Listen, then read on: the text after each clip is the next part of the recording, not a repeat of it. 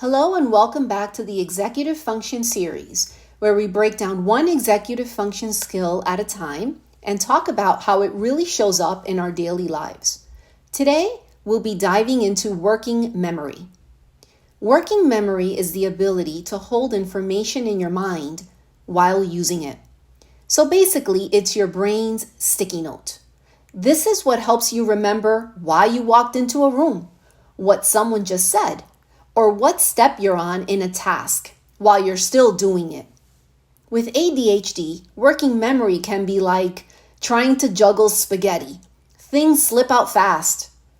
You might forget instructions immediately after hearing them, lose your place mid-task, struggle when you're doing multi-step directions, maybe have trouble keeping track of what you're doing while you're doing it.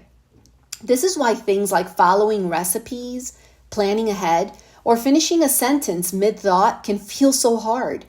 And it's not because we're not smart. It's because the mental scratch pad gets wiped clean before we're done. Quick tip: externalize everything. Use sticky notes, checklists, visual cues, timers. Get it out of your head and into the world where you can see it. That's not cheating, it's supporting your brain. Working memory is also closely tied to focus, time management, and emotional regulation. So strengthening this skill can have a huge ripple effect.